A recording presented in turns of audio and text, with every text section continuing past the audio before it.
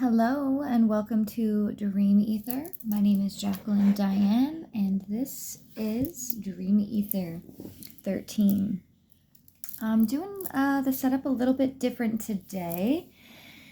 I don't know why, but I just want to have a place more dedicated to my readings, and I am in transition right now. So I have prepared a little bit for this reading today. Actually, I did a pre-poll on just kind of what or who this reading is going to be meant for. And I have anchored my higher self. Okay. So maybe you have, maybe that is an affirmation that you would like to work on, or maybe this is something that you have done recently, either through meditation or even some of Dolores Cannon's hypnosis. There are a lot of those out. And first of all, I'd like to go ahead and call upon my angels. Archangel Michael, thank you so much for always protecting and guiding me. Archangel Gabriel, Archangel Uriel, Archangel Raphael. I'd like to call upon any other higher dimensional entities or beings that would like to share a message with me today for this viewer, and for this viewer that has anchored in their higher self. Okay. Now, I also have this other card here that says, I am so blessed to have been able to stay connected to Source. So that is something that maybe you can remind yourself of, or that you are being reminded of. And that is a great thing to be reminded of. Okay. Now, something else that I got from my personal deck was, I asked for this. Like, I can resonate with that because I literally asked for this. Like, I literally asked for this. Whether you're talking about this life, about anything that you have going on in your life, I can totally resonate with that. I asked for this. So you may have asked for this confirmation, or this is just simply talking about you asked for this role or this life, this incarnation, this mission, if you will. And following that, I got lightworker. So you may resonate with the term lightworker, or you may be already consider yourself to be a lightworker. For many of you who know and are light workers, it is not light work, that's for sure. There's definitely nothing light about light work except for light itself, and that is really not an easy thing to do once you grasp the realm of being a light worker and what that means for yourself and the collective. Okay. And I'm getting this right here. So it says, through all the ways this world will try to keep you misunderstood, stay true to yourself. And I was also getting that right underneath this card. I am so blessed to have been able to stay connected to Source. And through all the ways this world will try to keep you misunderstood, stay true to yourself. Okay? These are all, like I said, messages that I had been channeling before I got started with this reading I'm going to do today. Okay, I got I Am Diosa, which is a great book if you have never read it before. But I Am Diosa means I am goddess. And actually, I have the book here, so I'm going to pull out something from that book and see if there's any messages here. So the very first thing I got was learning to trust herself and her intuition without judging herself as psycho, angry, crazy, or insecure. So that is very significant for whoever this goddess lightworker is. Learning to calm the wound of insecurity, pain, anger, and fear from her childhood abuse. Okay. That's crazy because I can resonate with that myself. There are a lot of things going on collectively that are asking us to stay in connection with our inner child and healing those inner child wounds, because really source really wants us to be tapped into our inner child, and the new earth needs that frequency from the creativity of a child, okay, the innocence of children. All right, so some things that I got also in regards to this message were adjusting to the actual seasons, growing, sowing, reaping, and cleansing tides. So that's growing, sowing, and reaping. And also cleansing tides that change our way of thinking inwardly and outwardly. So adjusting to the actual seasons, paying attention to the actual seasons. And right now we're in summer. We are in the summer solstice. And we're just also coming out of a full moon in Cancer, which is a lot of summer energy, right? Where we're transitioning from Gemini into the Cancer season. I believe that's how it goes. Yeah, Cancer, Leo, Virgo. Yeah, so adjusting to the actual seasons. And now this is, since it specifically says actual seasons, we're going to keep it at that, because we all know that as a woman, we have 4 seasons within us, as well as the actual seasons, and knowing your own seasons as well. Knowing when it's time for harvest and when it's time for reaping and sowing and everything else. So adjusting to the actual senses. I heard senses in my mind. Actual seasons, okay? And also your senses, I guess. All right? Now, also we have here using aspects of the real world, its herbs and healing plants, the powers of crystals, gems, and rocks.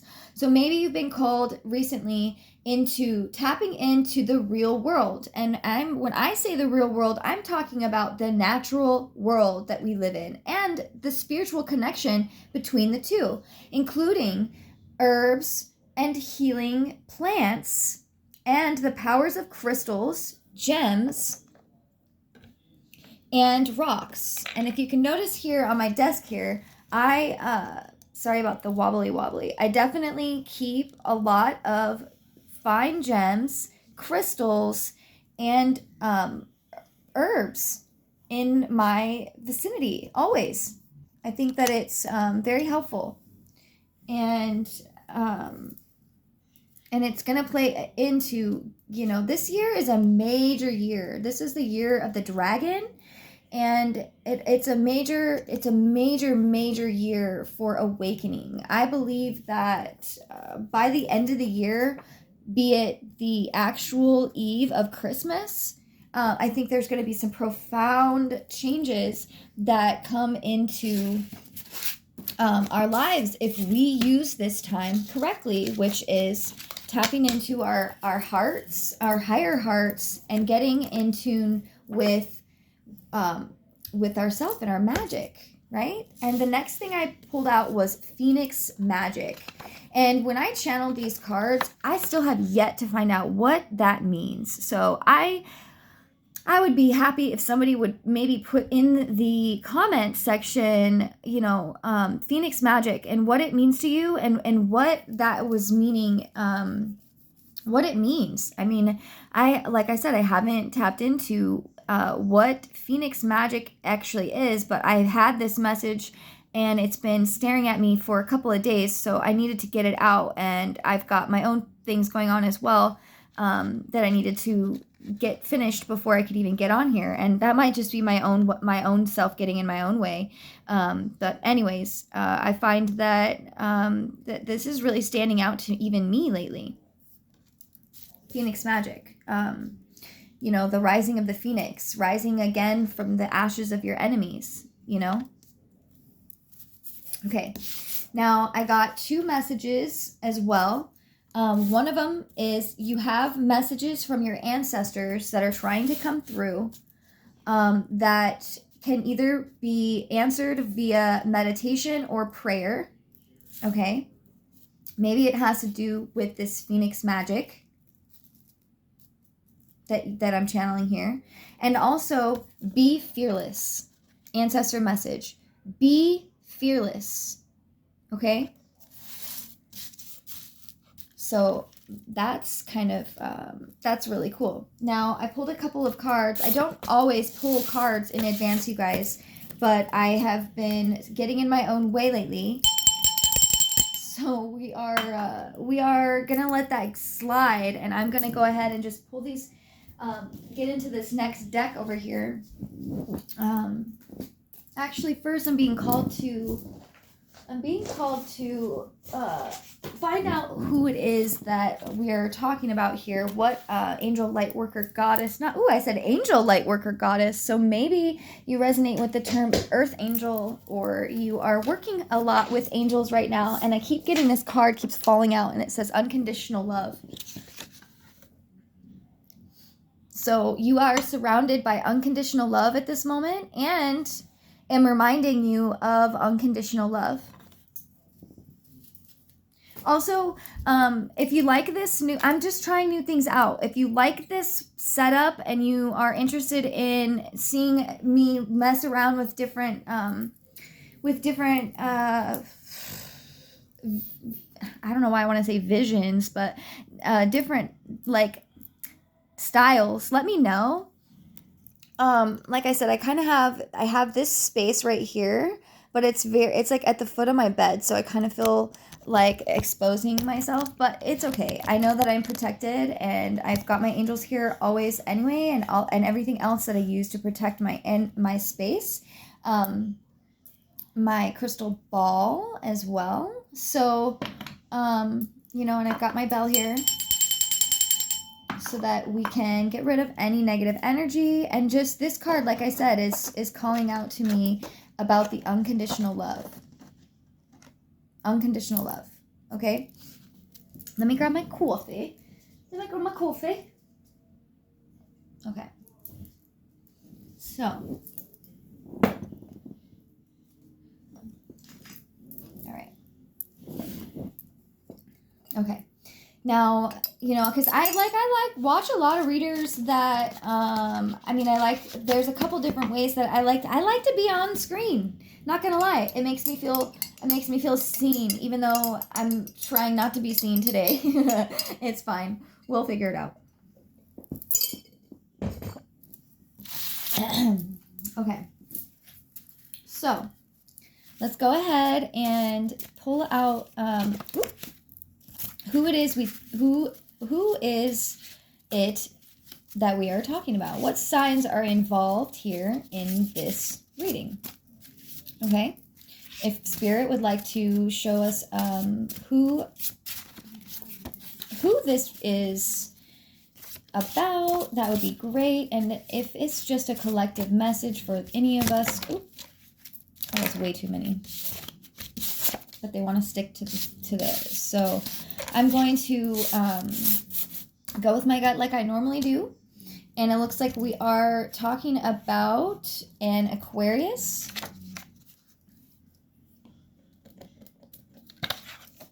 a Leo, Virgo, and a Libra. Okay, so that is a lot of, I guess all of the signs are there, right? So I'm going to go with my gut and just say that this is a collective reading for all signs.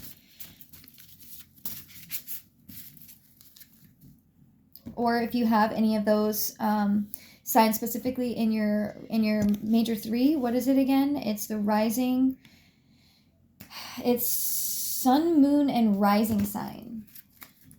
Okay? Now, to follow, I got, we'll pull more cards, don't worry. I just when the cards fall, I feel like there's a message that needs to come out, and I just keep skipping through them. So I'm not trying to skip through messages that I receive anymore, and I'm recognizing that they are not just for me. Okay, they are for a collective that I am connected to, and so I know these readings are getting to exactly who needs to hear them, and that they will eventually get to them when they need them the most. And I just wanted to point out right now too that these flowers, they're orchids. Yeah. What's funny is the word orchid and orchard are spelt the same, but they pronounce different, and they're both pointed out in this card specifically, because we have the bee, the orchard bee, and we have the queen orchid. And this is this is triple queen energy that I'm getting right now.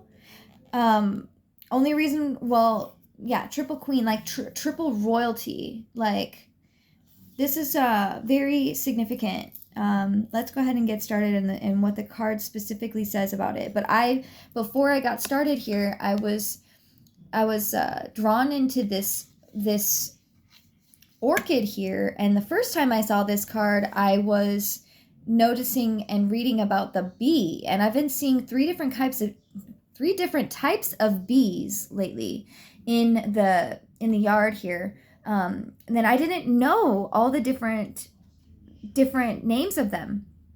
So I find that to be super significant. The fact that it's a Queen of Wands and it's the Copper Queen Orchid in the video, or in the video. I said it again. In the card. Okay. So, the Queen of Wands is truthful. Let's get that in perspective. The Queen of Wands is truthful, balanced. I'm trying to get it balanced, strong, and above all, attuned to her inner forces. She is aware that her personal power flows from her connection to herself, her higher self. She is a blessing to all within her realm, who are inspired by her poised, balanced, nurturing, and generous nature. This queen has devoted herself to the welfare of others, and through her acts, she inspires creativity and spirituality in all. Her presence brings beauty into the world. By balancing her heart and intellect, she has achieved a higher level of consciousness, and she directs both with inner guidance that she accesses naturally and with endless grace. And I really like how the Queen of Wands in this deck is these crystal wands.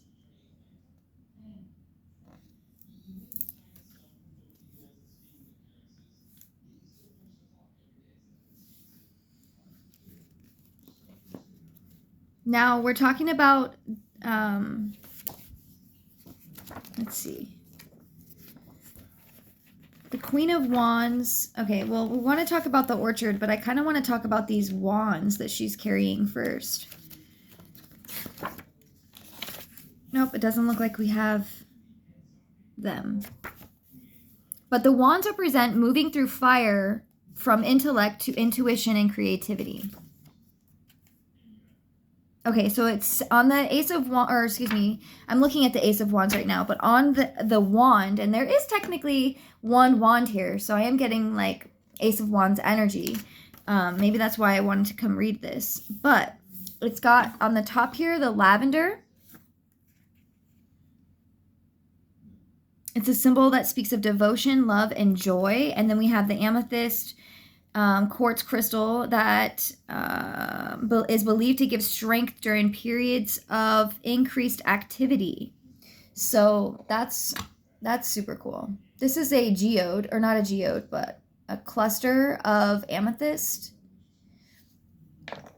And these are This is kind of an amethyst as well. Okay? But amethyst can also come in many different forms.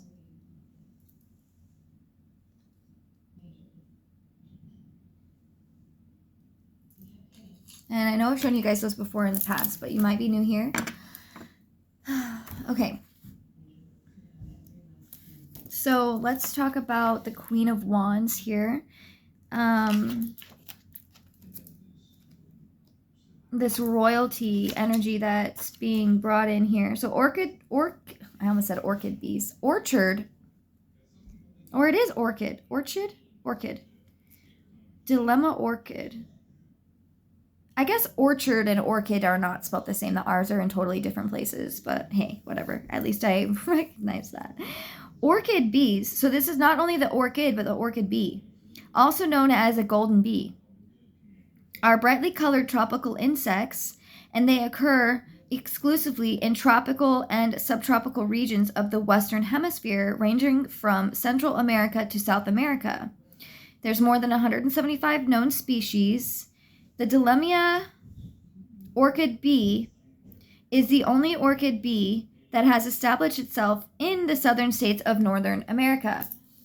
So I'm assuming that would be Arizona. Because I swore I saw one of these bees just this morning. As its name implies, it is sustained by orchids, collecting nectar and pollen from them. Orchid bees are in the same family as honeybees and bumblebees, all of which are gentle nectar collecting bees.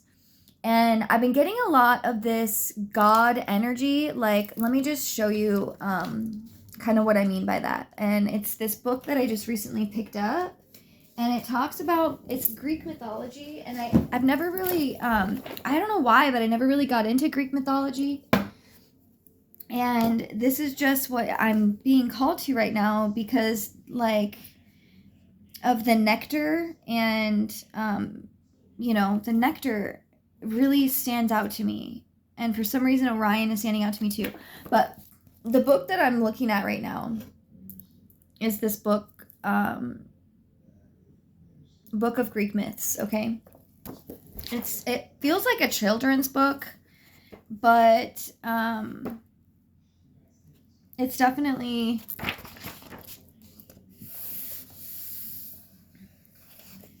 Yeah, I don't know if I'm going to be able to find what it was that I was trying to find, but I'm going to see if I can find it really quickly before... Basically, just talking about the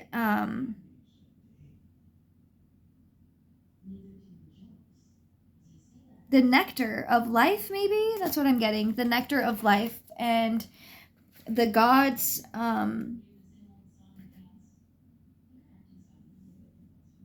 the gods having that be like, that's like their meal, right? Like, I'm sure I'll find it. And that just means that when I was reading this stuff that I wasn't really taking it in, or I need to start like, what's the word I'm looking for? Writing stuff down. Studying a little bit instead of just reading things and thinking that they're going to stay in there.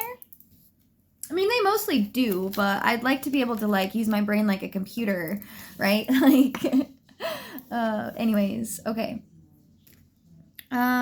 So in ancient Egypt, and I've been getting a lot of Egyptian royalty as well. Ancient Egyptian royalty. In ancient Egypt, bees symbolize royalty. They represent other qualities as well, such as possessing the power of concentration, a quality that is demonstrated by their attention to harvesting tasks. They perform their work with lightness, agility, and dedication. Bees are also symbolic of community. Orchid bees are socially conscious, harvesting the goodness of the orchid for the benefit of family and community. So, not gonna lie, this is kind of what was calling me in to do the reading today at all, was the fact that I have family, I have a tribe out there, I have people out there in the world that need these messages, and I feel like I've been kind of slacking, not gonna lie. I've been slacking on sharing the messages, and I've been harboring them in my own vessel, and it drags me down every time that I sit on these messages. It's because I'm human, and I have this imposter syndrome that keeps wanting to like sneak up on me, and it's just like, it's so 3D that it's so ridiculous that I don't even know why I allow myself to appease those thoughts, but I do. And I'm getting better at it. And I also know that I have to have compassion with myself in order for that to even be a point. So I'm just sharing my true, honest example of where I'm at in my life with you guys, so that everyone else that may be struggling with this, or that is going through anything in their life where they are feeling held back, recognizing that we hold the reins. And it's not as easy as it sounds, right? It's really not. But every day I make an effort, and I'm going to be making much more of an effort to be out of my comfort zone, like sitting here and doing these videos. Yeah, it might seem easy for those watching, but it takes me a long time to get past myself, many days even sometimes. And I hate that, because I get such a freeing energy every time that I push past my fears.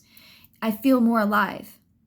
So I need to be doing this more for that reason alone, and recognizing that a message that I'm not sharing just for me, messages that I'm allowing like the divine to use me, and to use me as a vessel for divine light to help and share light and goodness in the rest of the world. And that's crazy, because that's just what this card was talking about, right? Like, they're socially conscious, harvesting the goodness of the orchid for the benefit of family and community.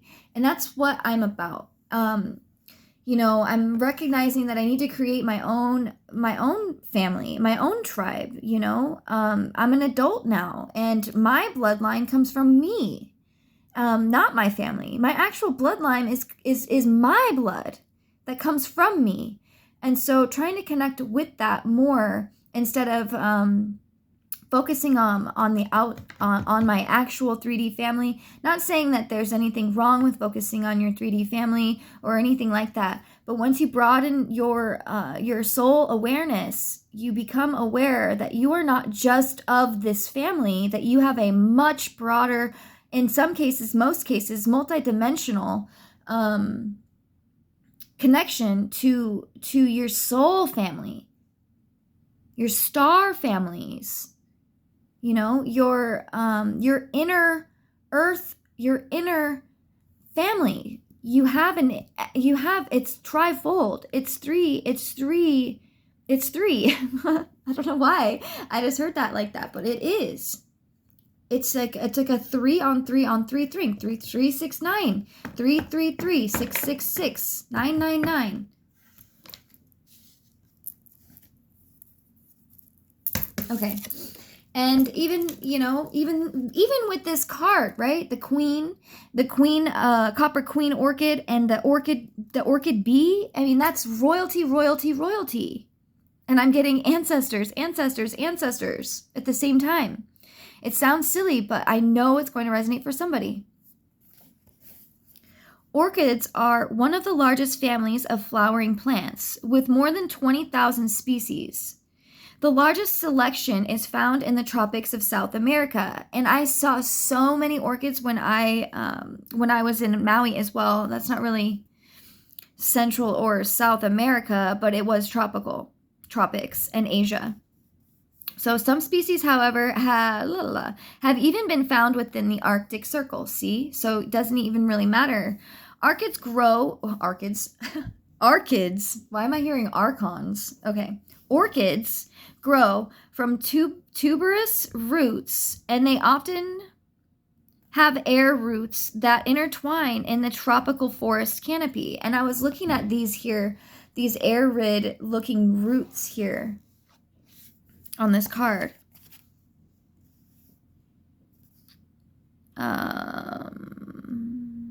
intertwine in the tropical forest canopy where they climb for the light. Their most striking feature is the highly prized, exotic, and fragrant bloom they produce. I don't know if the flowers in the garden right now are orchids. I'm pretty not great at specifying species just off the top of my brains, probably because I was like not in my brain as a child to really know this stuff, but I'm teaching myself now. And this nature spirit deck really does help me tap into the nature spirits and different genes and genesis. Is that how you say that? Of plants? Anyway. So, such a magnificent flower as this has long been treasured and sought out for humanity. Many symbolic meanings have been cultivated around it, including beauty, strength, loyalty, and wisdom. That's interesting. So I'm getting called back to the I am Diosa quote or whatever that I'm not going to be able to find it now, but what I was saying earlier about letting the inner child kind of, connecting to that wounded inner child, the things that you were not able to as a child, including joy and beauty. And also loyalty and wisdom. And the orchid has a quiet, rare beauty, as does the Queen of Wands. It possesses an inherent grace, and by its nature, it is very refined and charming. And I love that this word grace keeps getting called into the picture, because grace is the biggest word that I've been working on for since November. Since November, I've been working on grace specifically. And actually, it's kind of serendipitous if you ask me, but I met a lady named Grace last summer in Maui. And I was constantly reminded of that word grace while being there. And there's something I'm getting right now too about Lumeria and grace. I know there's a story. You have to kind of dig for it on YouTube. But if you come across it, let me know. And if I find it again, I will share it with you. But maybe you have, you've been called to Lumeria, which is also known as the island of Mu. It's a mythological continent that sank below the ocean, the Indian Ocean, I think specifically. But it was around the time of Atlantis. And I don't know why I'm going into this, but I do feel called to go into this. So we're in the fourth world in the Native Americans culture, right? I believe we're in the fourth world. So in Lemurian history and in ancient Atlantis history, there were 5 different worlds of Atlantis and 5 different worlds of Lemuria. So that might be significant for you. And I'm also hearing a 555, which means major change. Okay, so moving on from that, highly spiritual, intuitive character who's committed and faithful. So we are still talking, and this card was just sitting over here, totally separate, but it says, let that sink in.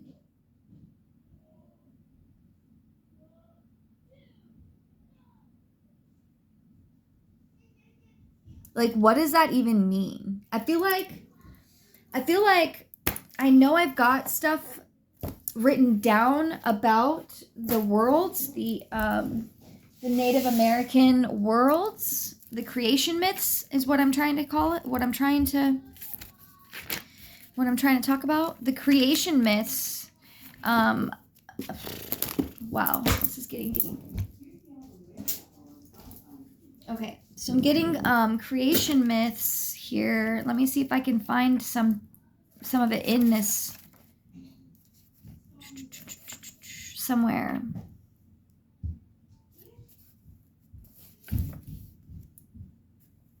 I might have to come back to that as well, but I also have already created a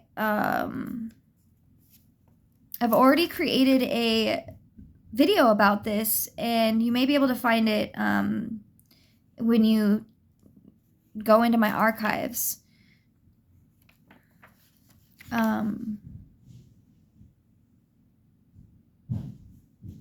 Yeah.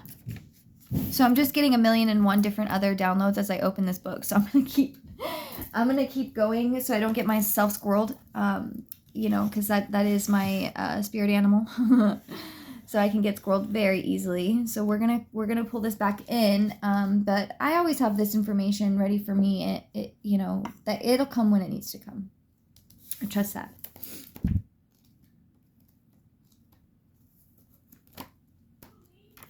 Okay, so we have the Page of Swords, which is the knight. No, Page. Page is the daughter Okay, the Page. Okay.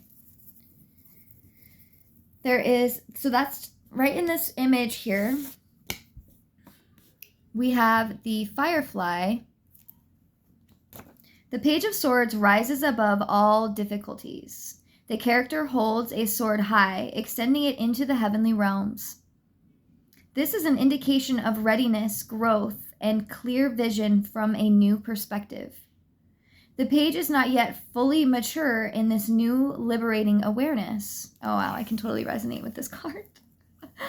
However, does represent an emergence from troubled times and being surrounded by rising positive energies. This card appears when we have learned to apply our mind with both insight and clarity. As this new awareness deepens, our own understanding will now continue to develop and begin to flow. Oh my God, thank you so much, Spirit. I needed that. I don't know, I'm sure you needed that as well. We all need this. We all need the spirit of the Page of Swords, the liberating awareness of troubled times and being surrounded by positive energies. It is so hard when we've been programmed for so long.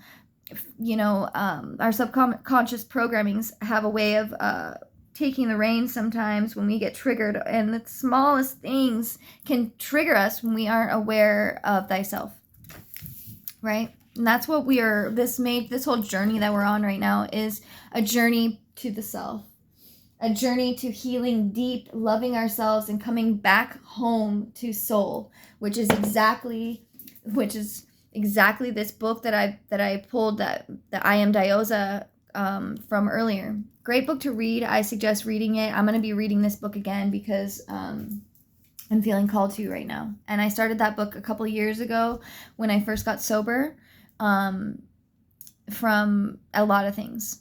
And it's a continual journey, you know, and it always is. A journey is not a trip. So don't trip, Cupcake. Okay, so now we have the Firefly. The Firefly is also known as the lightning bug. There are more than 2,000 species found in temperate and tropical. Okay, so we're getting a lot of tropical energies as well. Tropical climates around the world. Fireflies produce light by a chemical reaction called bioluminescence. And for some reason, I'm getting inner earth with this. I've been getting a lot of bioluminescence energy, and I'm getting a lot of inner earth. And I even I've been getting messages from inner earth herself.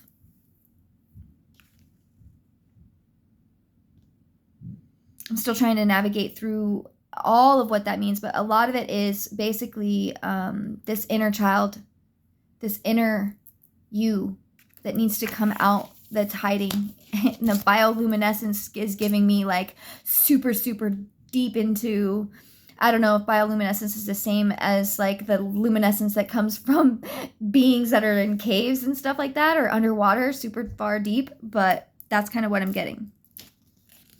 The light may be yellow, green, or pale red. Interesting.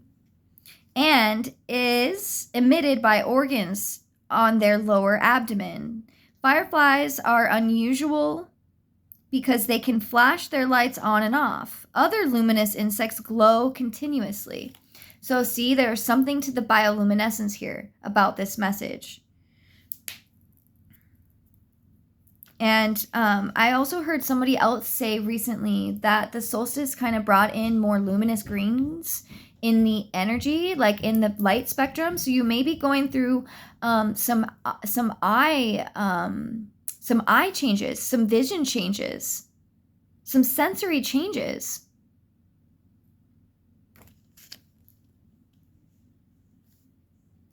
And you know what? We're also not just getting the firefly in this reading. We also have these American beetles, Karen beetles. That's kind of funny. American Karen beetles, okay? But back to the firefly, because I didn't finish it. It's funny because it says other luminous insects glow continuously, but it says the firefly is a beetle, and I thought it was interesting because we just read about the American Karen beetle. So there are 2 beetles here on this card.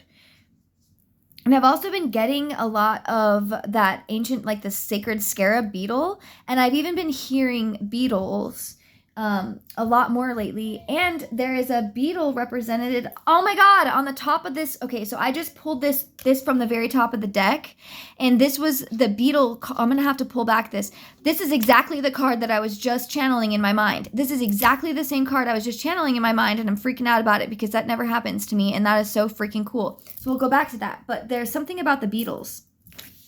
Maybe you like to listen to the Beatles, I don't know.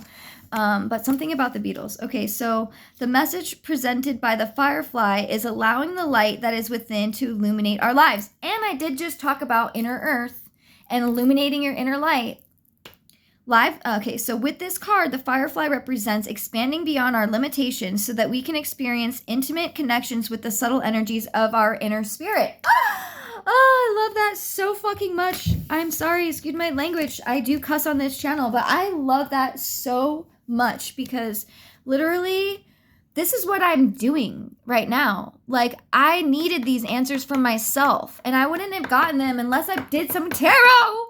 Like, literally wouldn't have gotten any of these answers, and this is exactly what I need to be doing right now, and it's helping me help you. And I just saw 4144 on the clock, so that is so awesome. Okay, we're gonna keep going. I love this. Thank you, Spirit, so much. And I needed this just as much as me sharing this for you. I needed this too. And my card numbers on this page add up to 11. So that's significant. All right, so let's keep going. The American Karen beetle lives in North America, regions east of the Rocky Mountains.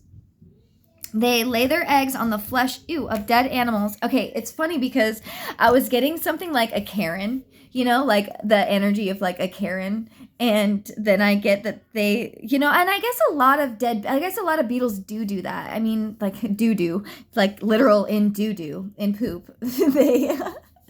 They lay their eggs or their harvest, and they stash it away in literal crap, in literal doo-doo, right? So I don't know. I'm laughing about the whole Karen and the doo-doo beetles and the dead carcass laying or whatever on a whole other level for me personally. So take it how it resonates. And also, all of the energies of these cards can be reversed. I hope that everyone has been using their own discernment this entire time and lets the reading resonate for how it resonates for them.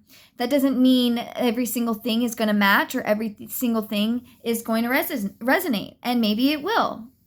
But just know that whatever doesn't resonate, it's okay to leave that portion of the reading here for someone else and pick up what messages do resonate with you. Because that's what we want to focus on, is the things that do resonate with us, not what we don't want to resonate on. Because the more that we focus what we don't want to resonate on, that will resonate with us because we're resonating with it.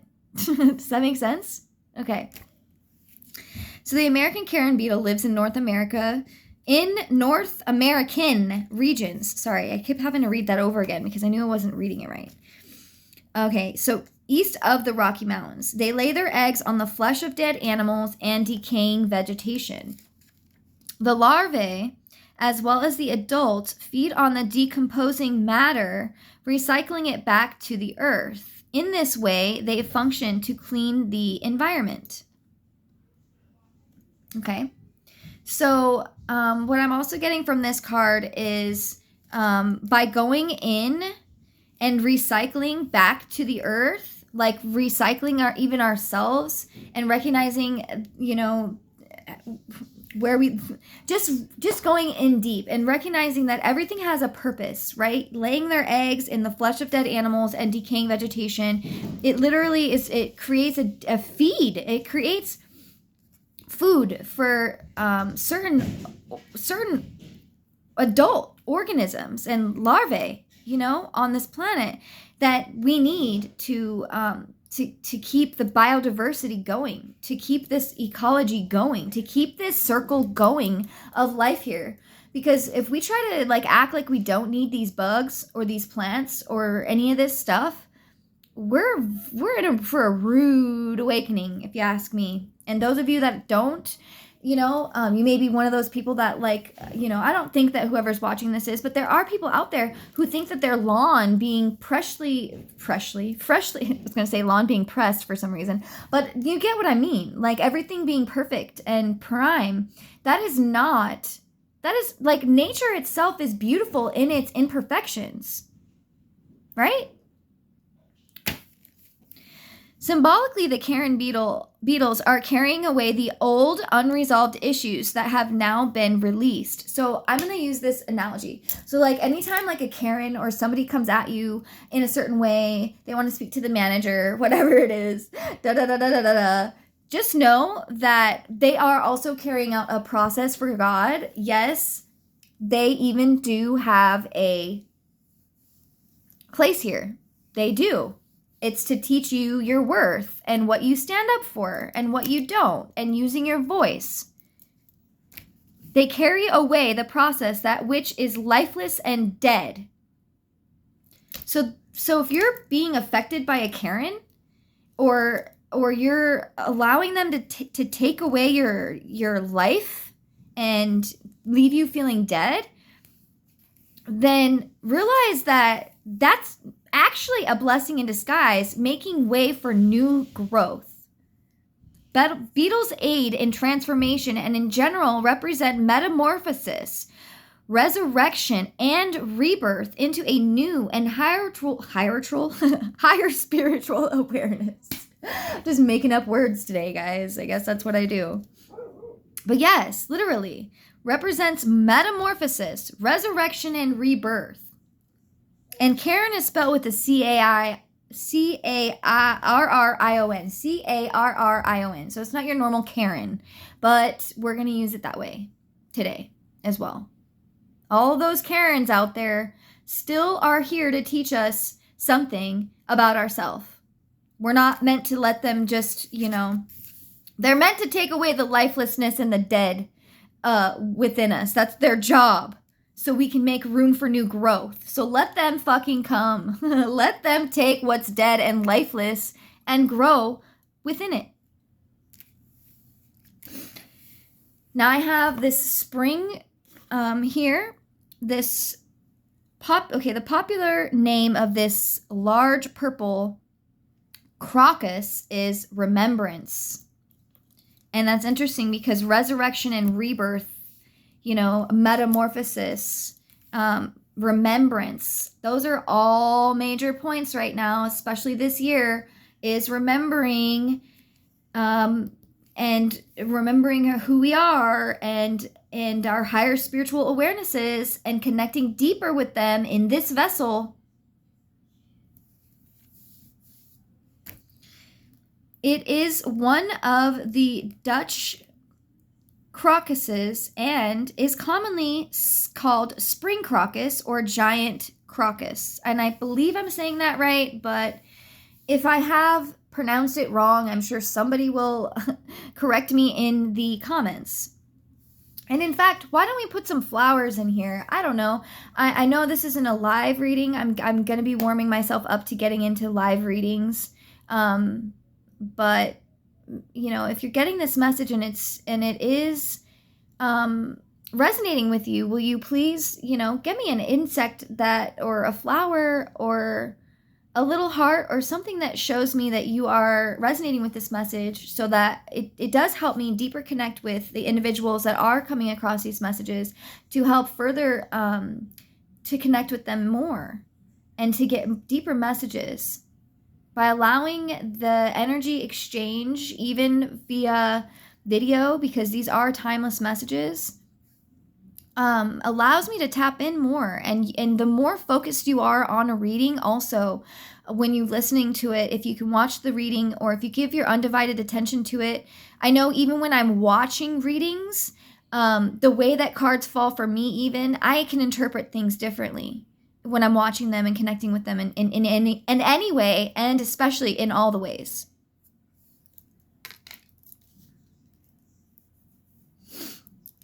Also, they are one of the first flowers to appear after a long winter. So, you know, I've been getting a lot that we're in, like, yes, we're in summer, but I really feel like we're spiritually just coming out of winter, if that makes sense. They burst forth an array of color in an awakening landscape and remind us of the first earth energies rising. So that's kind of, for some reason, that's giving me, so the Lemurian time code, or the timeline of Lemuria, this is actually spring. This month, we're in spring. June is considered the new year in Lemuria. But you also have so many different cultures that they literally celebrate New Year all the way up until July in a bunch of different cultures, whether it's Chinese or whatever it is. Like, I have it written down, but I don't have anything like separated and whatever. That's fine. But anyways, yeah. I think I found it. Okay. Yeah, I did. Okay. So I have this Easter origin because I was trying to figure out what the heck, right? And this is also a leap year, guys. I don't know if you realized that. Definitely is a leap year. I'm trying to find where I put the different New Years for different cultures. Okay, well,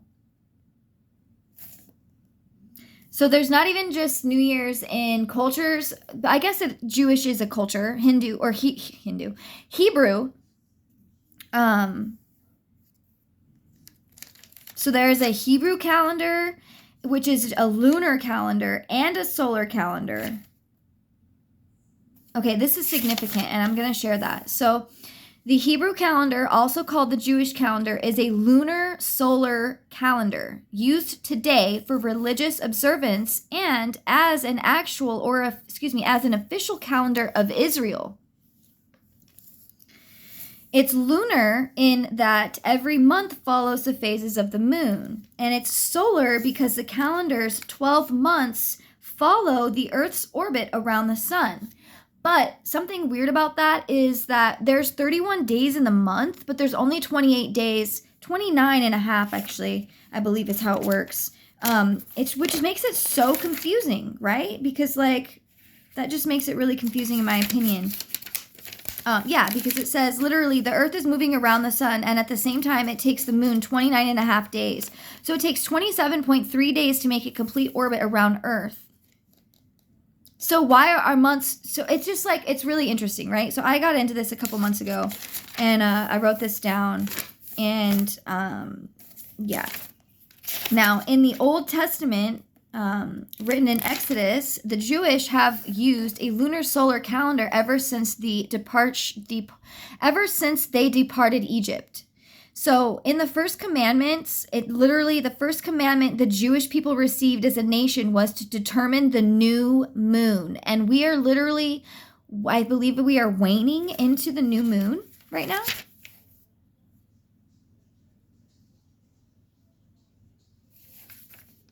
I forget how that goes.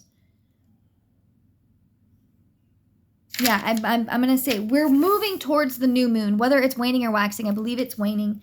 Right now, we just had I almost said solar eclipse, but there is something significant about the solar eclipse coming up this year, because I feel like we've been in this portal, this solar and lunar this whole portal of eclipses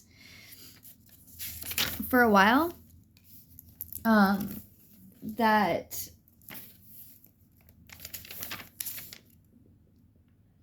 it's overlapping. It's definitely feeling like it's overlapping. Okay. So, very soon after they received the commandments to make sure that Passover falls in spring. So both, yeah. So this is talking about the Israelites and the Babylonians and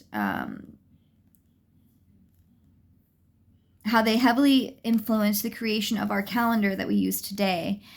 But there are a lot of calendars that that we use that are not the Gregorian calendar. We have universal, like so many more than I haven't even written down or studied myself. So, yeah. But if you're interested in finding out more information about that, there are people out there called Hunas, specifically Huna Flash. Huna means like, it's like an ancient word for wisdom. So Huna Flash is his name. I suggest that if you are connecting with the Lemurian timeline and or Atlantis, because there is an overlapping between those two worlds, or two continents, if you will. I suggest that. So this is a a symbol of youthful joy and exuberance. All right. And then following that, we have the King of Pentacles. And that looks like it's some garlic on that. I want to say that I've been seeing this bird in the garden here. This feather, for some reason, reminds me of the chest on that bird. I don't know if anyone else can see that. But it totally kind of does remind me of that bird. All right. So the King of Pentacles.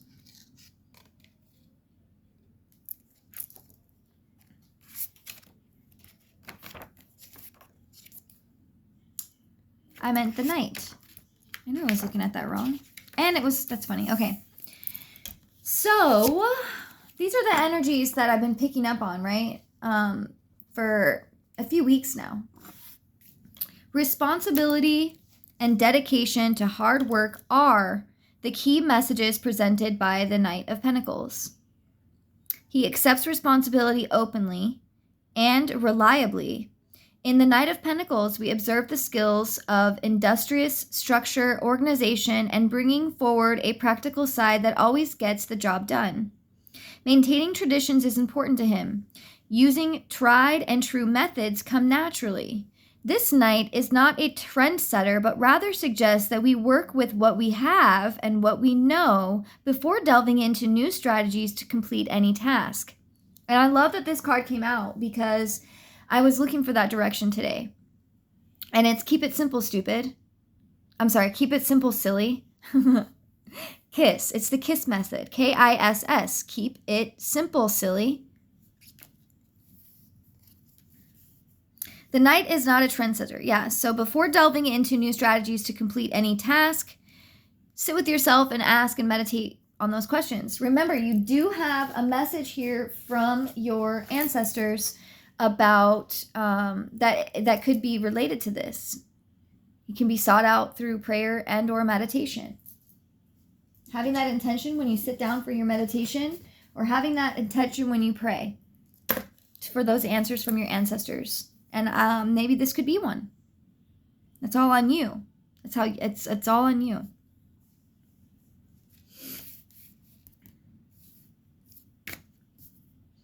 The Knight of Pentacles may seem materialistic and lacking in imagination. But the truth is that this Knight feels the great weight of those who rely upon him. He takes responsibility very seriously in his desire to uphold and serve family, friends, and community. The danger is in losing touch with the inner, true self of power while working within such a materialistic reality. So I totally resonate with this card, and you may as well. Trying to find the balance between the material world and the spiritual world can sometimes be hard. So trying to maintain a balance between your self and the rest of the world, it can become, it's a great weight. That's a good word to use, a great weight. But, remembering to take your responsibilities seriously can also be for yourself. Like I have a hard time even with sitting here doing this reading, because technically I'm still not like, it's not like my job, but it is my job. It totally is my job. I believe that I was hired by God, and this is what he wants me to be doing. And right now, I just have to trust in the message, and the fruits will be, I just have to water this garden, right? I just have to continuously water this garden, and eventually my harvest will be here for my hard work. And at the same time, sharing these messages is helping me connect to my inner light as well. And that's just super hard. It's very hard to do when the rest of the world is stuck in the 3D all the time. And that's kind of what I'm here to do, is help people recognize that we can only help the 3D world so much as if we're not helping ourselves.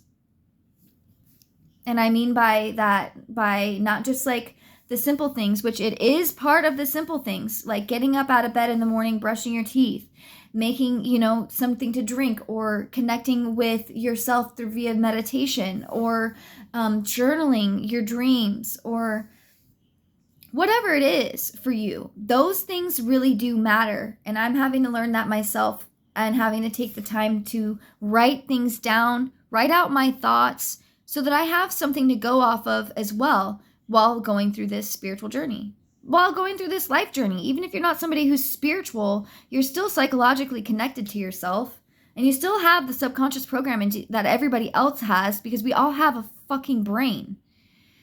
So when people recognize and realize that we have a brain and we also have a spirit, we need to tap into those things. And this is how I tap into spirit, because I've gotten so many insights from this reading alone from myself, that I hope and I pray and I know this message will reach exactly who it needs to reach, exactly how they needed to hear it. And at the same time, I'm helping me as well. And I think that's really what the world needs. We need to see an example of people doing that more often, without feeling imposter, feeling like they're not being who they are. No, this is who you are, and this is what you're doing, and this is the way you need to do it. I'm not saying specifically exactly how I'm doing it, but you get what I mean. Okay, so now we have garlic. No, we skipped the bird here, which was highly significant to me, because I feel like there's been thrush in the yard. And also when you look into like Lucky Charms, the thrush is one that is put in a Lucky Charm bag. So maybe I will be putting this in my bag of Lucky Charms. The varied thrush is a heavy, robust bird that is native to western North America and ranges from Alaska to California. It is at home in dense old conifer forests. So like pine trees, right? Evergreens maybe, or maybe just conifer, I don't know. My mind's also bringing that up. Where it forages the shaded forest floor for earthworms, insects, and berries. The thrush is very much an earthly, grounded bird. This dark and handsome bird possesses a simple nature and expresses great loyalty by mating for life. It is defensive and protective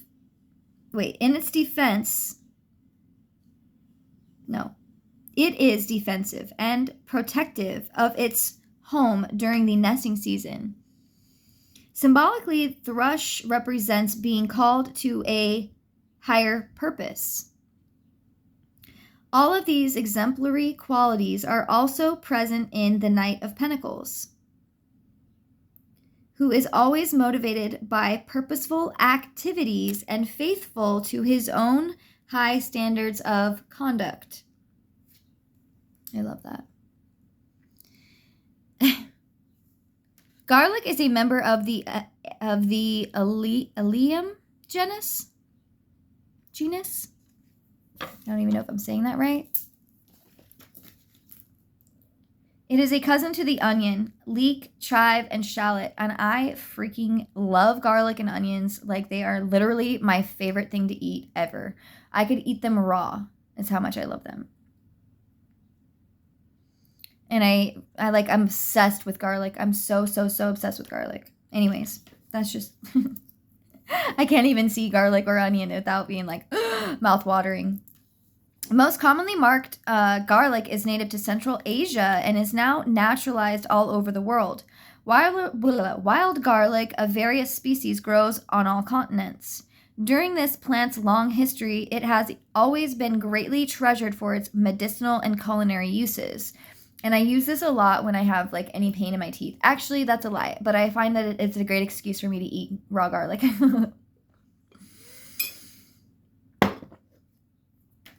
Because I act like that, like there's a real reason for me to eat raw garlic.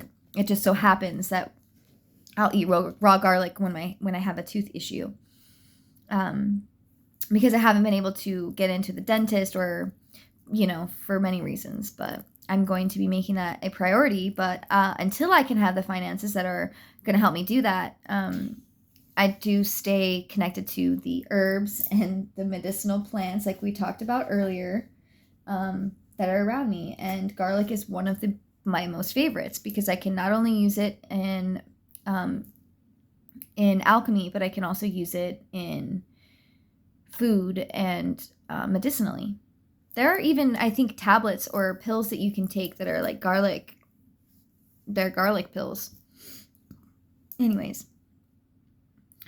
All right. The earthly treasure is the large bulbous root that grows below the ground. Again, I'm getting more inner earth. Starseed. Starseeds very much so have and I'm getting the star here too. They very much, there's something about like the Rainbow Warriors I'm getting right now, but also a quote I heard about, what is it? The quote I heard about, they tried to kill you, they tried to bury you, but they didn't know that you were a seed.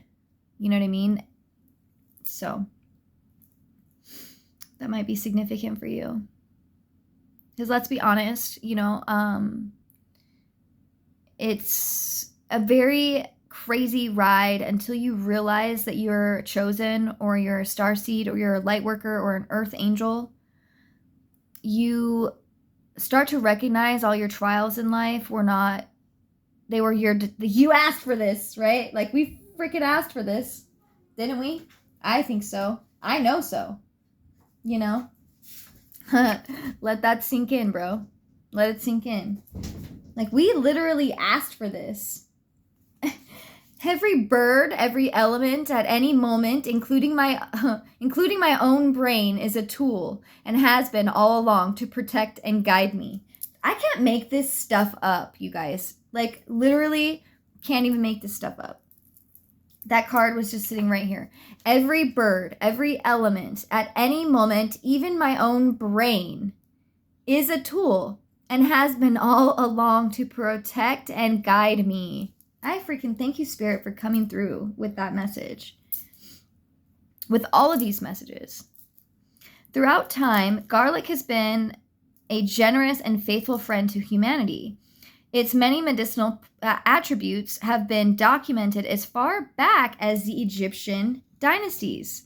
That is the second card now that has mentioned three cards now that have, there again, the number 3, the number 33, and 333.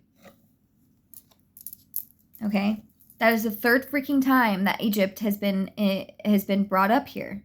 So there's definitely something back. And it also talks about as far back as Egyptian dynasties, and its history dates back 7,000 years. First of all, we know the Egyptian dynasties go way back farther than 7,000 years.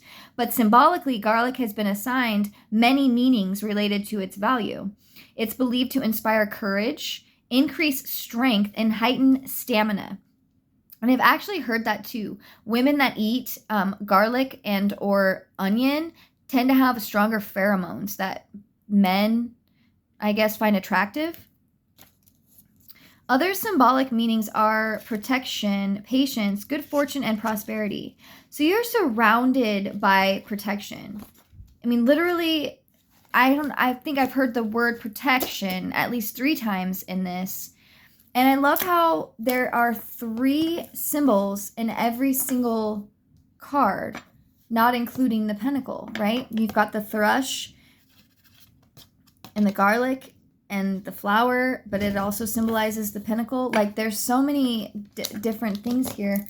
And because I pulled that card, because the world card was was screaming out to me, and then I pulled it right off the top of the deck, I'm going to read the world card again, because I feel like this might be, there's something here about it. I know I was talking about the beetles, and the beetle, so this card, let's get to the card.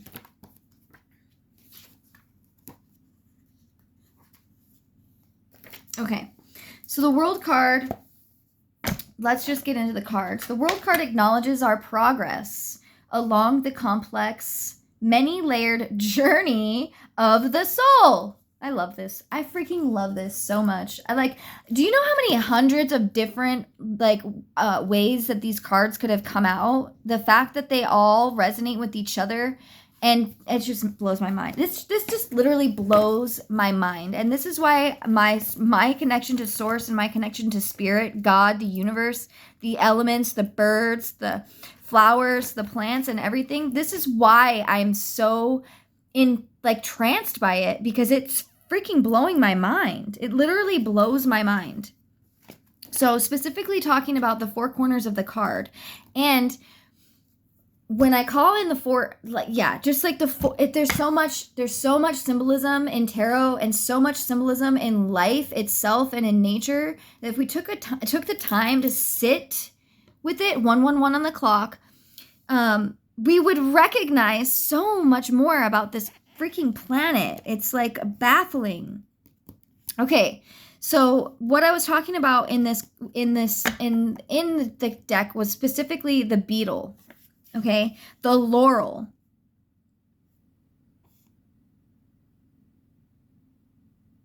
So it's these, each corners, I believe, are giving us a plant and a beetle. So let's go ahead and read this. In the images in the 4 corners represent the 4 fixed signs of the zodiac. And remember, when I started this reading, I said this was about all 4 signs. All 4 signs. These are elements of the universe that are precise and consistent. The images, and I'm also getting 444 and 44, and that also means that our angels are near. Okay? The images also represent the 4 elements and form a square around a circle. And what's crazy about that, guys, is while I was looking up a lot of this stuff, I got to the page circling the square, and I keep getting this term. It's an alchemical term. Look into Da Vinci, Leonardo da Vinci, and the Vitruvian Man. There's something to do with that. All of this is significant, and if you're still watching, then you already know. You already know. Okay, so, in alchemy, a circle within a square is symbolically of inner work. And we're getting inner world, and inner earth, and this card is representing the inner world. That is crazy. So the symbolism contained in each of the 4 corners is listed below. So we have the tiger lily. Where's the tiger lily? Let me see. The tiger lily is the plant of high summer and symbolic of Leo. So is this the tiger lily? Okay. The plant of high summer and symbolic of Leo. It symbolizes wealth and prosperity. And I literally did pull the Leo card specifically, but it was a Virgo Leo, I believe, that I pulled. It was the Leo Virgo. And I'm getting the also a couple of these words that I have written on my deck that I made is the Lion, which stands for I will, and the Virgin, which stands for I analyze. And the Leo Virgo is the card that I pulled earlier, and which is resemblance, or which can be known as the winged lion, which specifically says, I'll rule when all the facts are in. Exposure.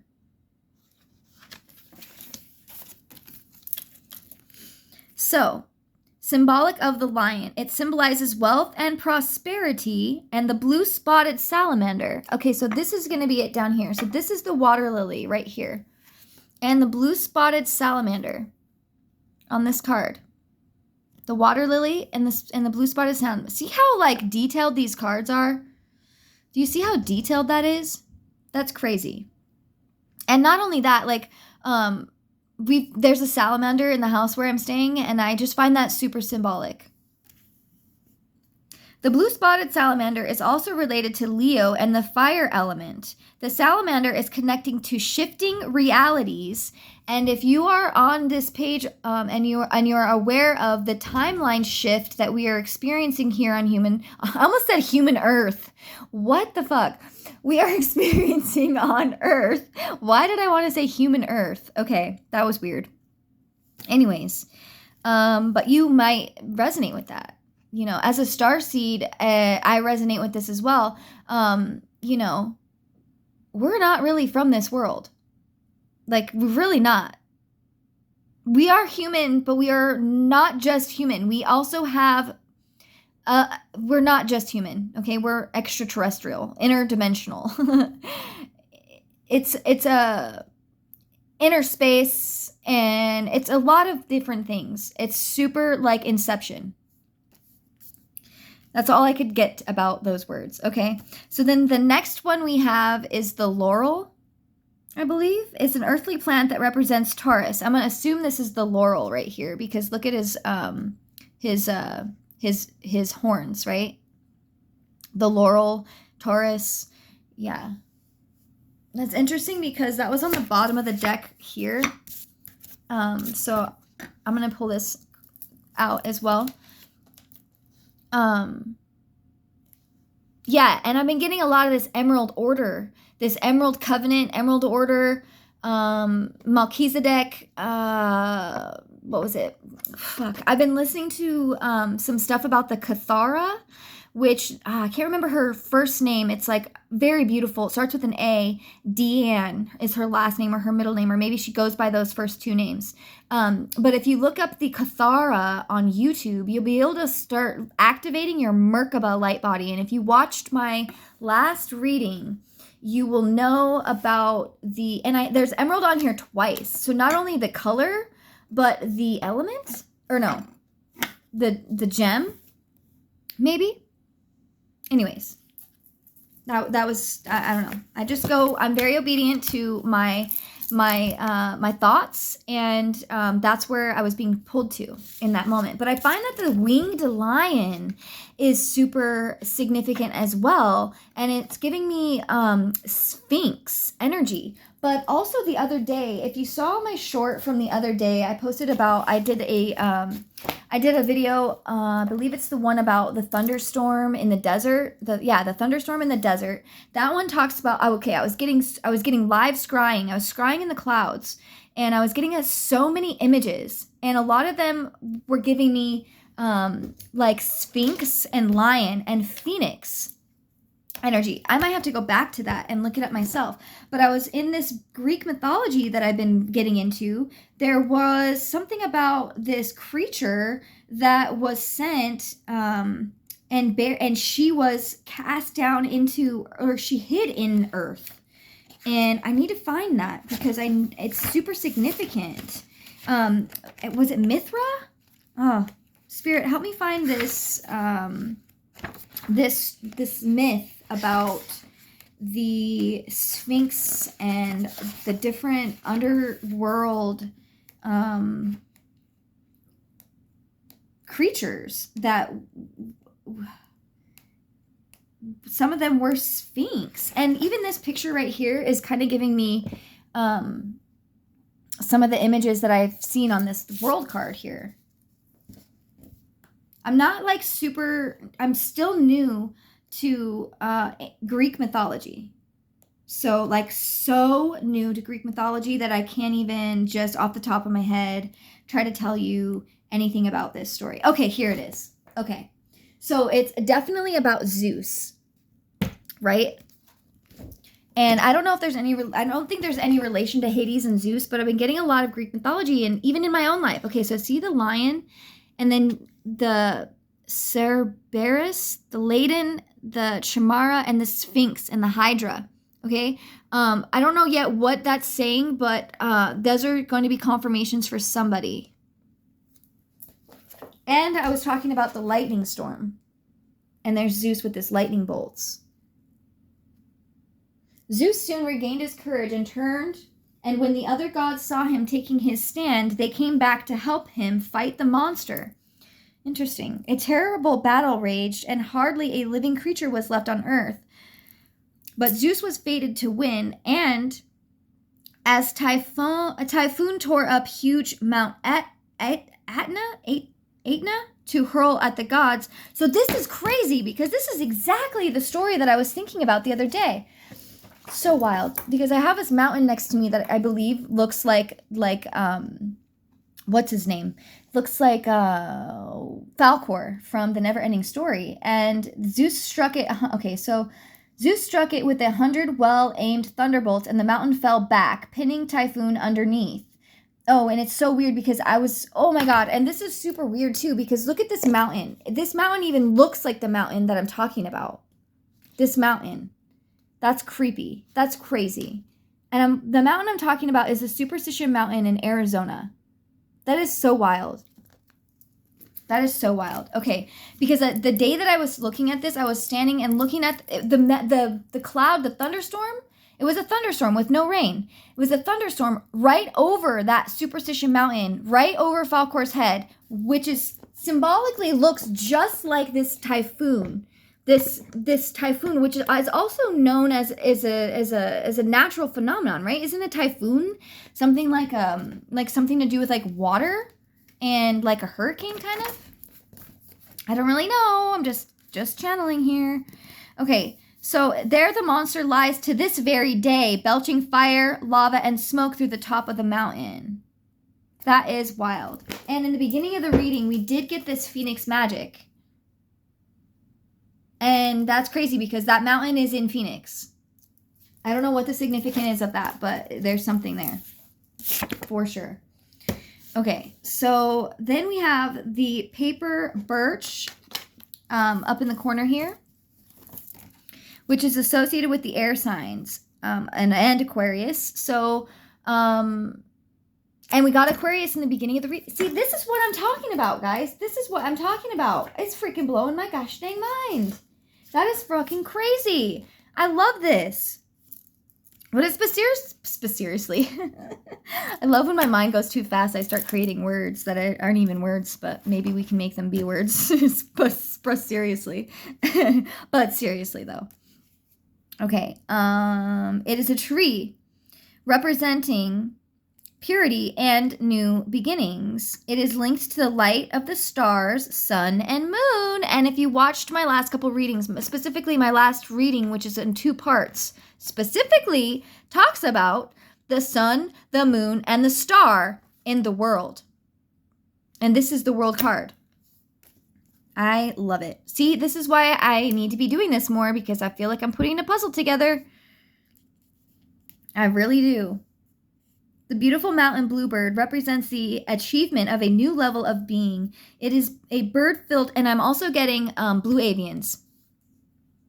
It's a blue bird filled with joy and contentment. The gentle bird, or great inner strength, is also associated with Aquarius. That's cool. Okay, and now moving on to the water sign, the water lily. Both yellow water lily and the butterfly koi are related to the water elements and Scorpio.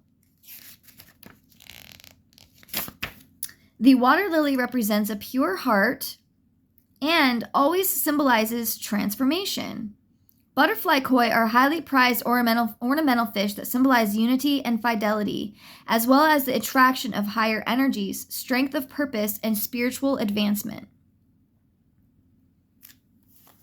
So I feel like water was one of the first elements as a child that I was super enthralled by. Like I used to swim like a fish every summer, and you couldn't catch me outside of the water as a child. Like literally you just couldn't. Especially if there was water around. I was in the water, always. I like lived in the water that like my body wasn't even pruned when I'd get out, practically. So, that's awesome. Now, I know this reading is already going on an hour and 25 minutes, but I don't feel like that was it.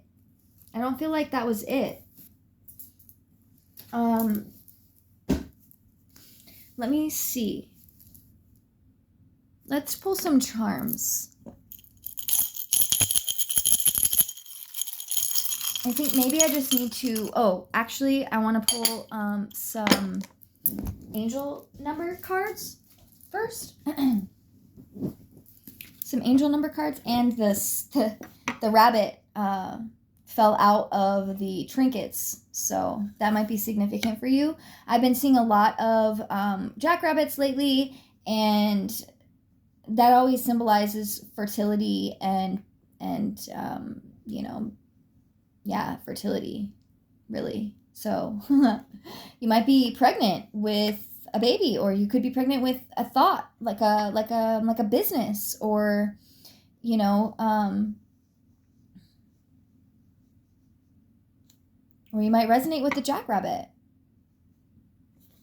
Anyways. Side note there, wasn't really supposed to pull the bunny tails yet, or pull those out yet, but I did. All right, so let's get a message. Let's get a couple angel messages. See what our angels want us to know. This is a really thick deck, and it goes 1 to 100. So we're gonna get a couple messages from the angels, and it looks like we already did, honestly. So I got,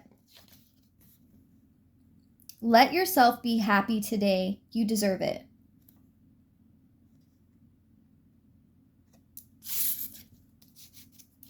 And I don't know why I haven't been letting myself be happy. It's like I'm scared to show people who I am. Like people who don't know me, people who know me in real life don't know me at all. It's sad. And then this one says, relationships need more effort. Spend time together and bring back the love. Okay, so it's interesting, and I'm going to use my own example as this because I know it helps. So I've been trying to call in my tribe, right? And I know that there are a lot of people that I've met in my life that just,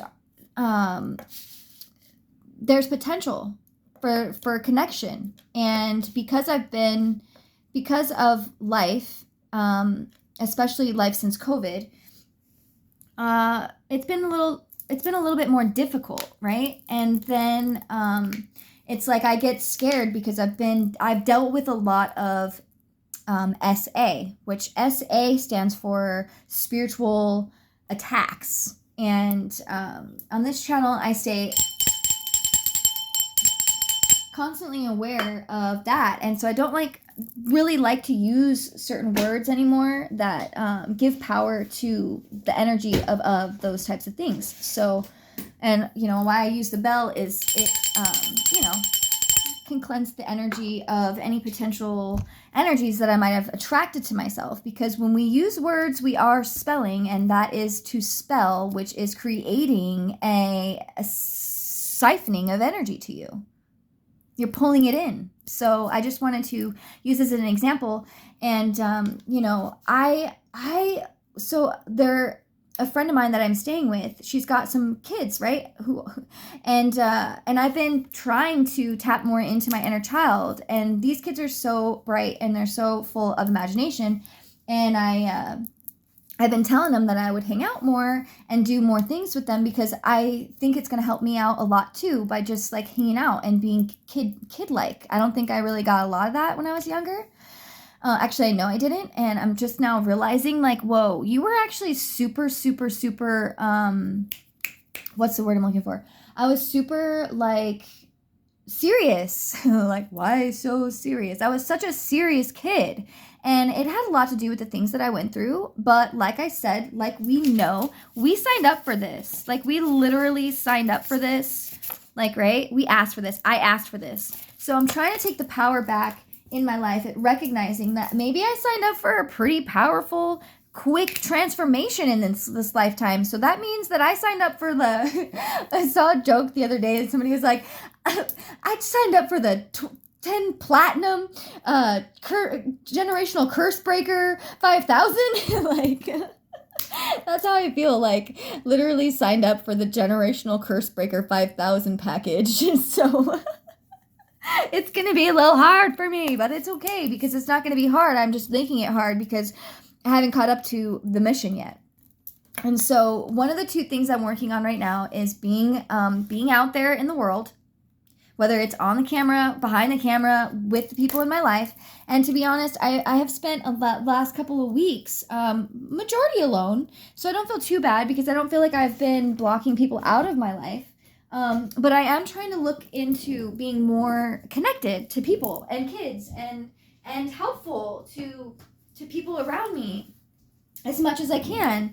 And so today, that just gave me the A-OK that I just spent an hour and a half, channeling some messages. And I'm excited to get the next message, right? I'm excited to tap in again and get the next message. And also it's showing me that it's okay to spend time together with my friends or get to know people, like it's okay. You're safe. And I just want to share that message with you too. You are safe and you are okay to share yourself with the world and with others. And especially if you start getting into the Kathara stuff and using your Merkaba. What do they call it? I can't even remember what he called it in the thing. But using your Merkaba to your Christ, I think it's called like basically your Christ star, like the Jewish star. That is your Merkaba. I have something here that can kind of. This is an angel. This is just an angel encyclopedia that I have here. So the Merkaba information might be updated since this. But as far as like Jewish mysticism and Christianity goes, and personally, I don't identify with any one religion, and I absolutely do not discount or discredit any religion, to be honest with you. They are all ways to connect to source, and we're all meant to know thyself and have our own level of discernment. So I suggest and I implore and I pray that every one of you start looking into this stuff for yourself, especially the Merkabas, because we have Archangel Metatron helping us right now on the planet collectively with this. So let's see here. So in order to reach the throne, the mystic must alter consciousness by going into a trance. So this is accomplished by preparatory fasting, assuming certain postures such as placing his head between his knees, breath control, and reciting certain prayers or hymns. So you can pass through the gates of each heaven.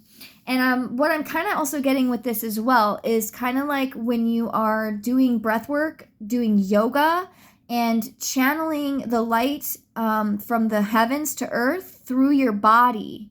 These are ways that you can activate your Merkaba, your light body, your chakras, your energetic grids, the meridians, and all of that in your body that over time can actually create a protection around you for any negative or lower vibrational things that aren't aligning with you anymore.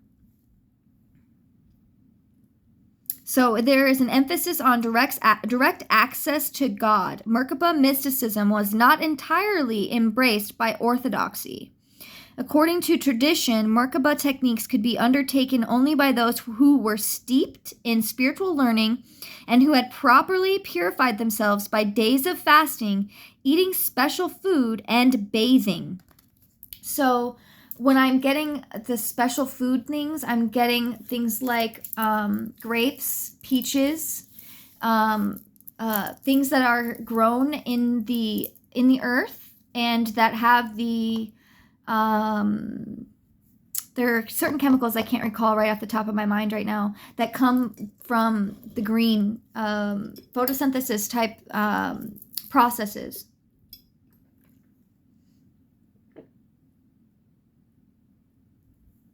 Which ultimately is what? Light, right? And if you're new to my channel, we are light and sound receptors. We are actual Tesla coils. Our bodies respond to light and frequency. We are light and frequency. We need to eat more lights and frequency. That means breathing and connecting with the light of the cosmos and the cosmos within us.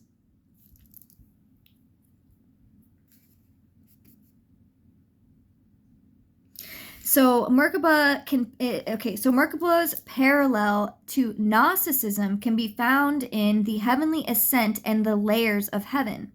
In Gnosticism, the ascent to heaven is not made during life, however, but after death.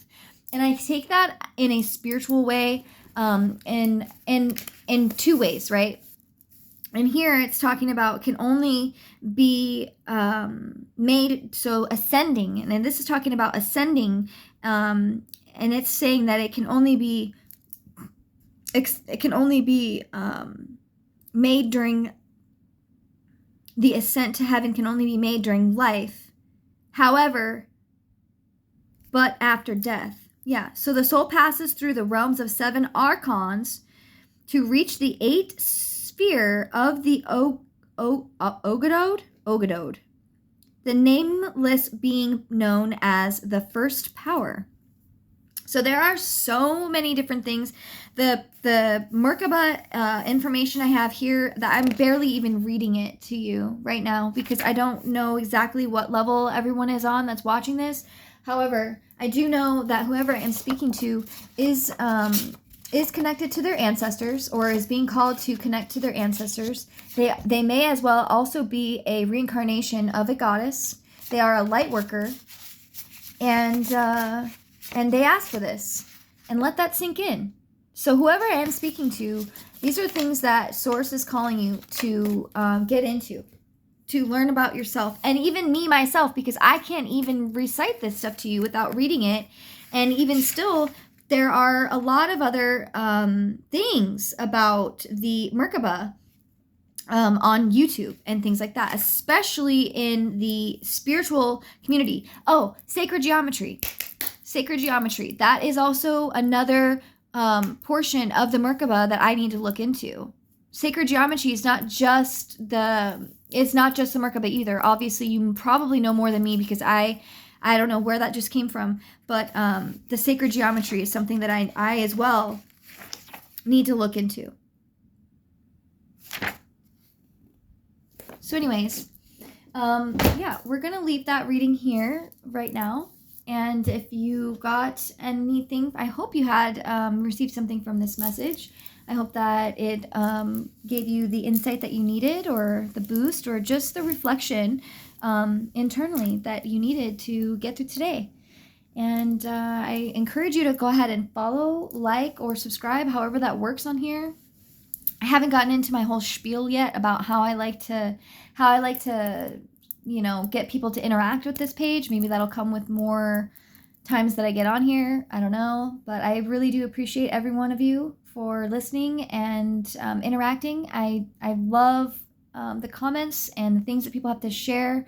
Any insights as well that anyone else has to share is always appreciated. And I do read the comments and I do reply to the comments, and I love to talk about these things.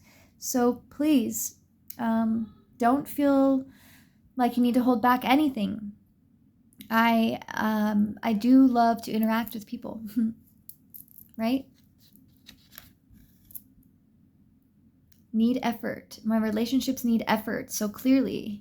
And then maybe yours do too. So maybe we can help each other out, right? Spend time together and bring back the love, okay? And it's okay to let yourself be happy today. You deserve it. So now that I've gotten some of this work done today, which doesn't really even feel like work, but, you know, yeah. Anyways, thanks so much for coming, and I will speak to you all again on the next video.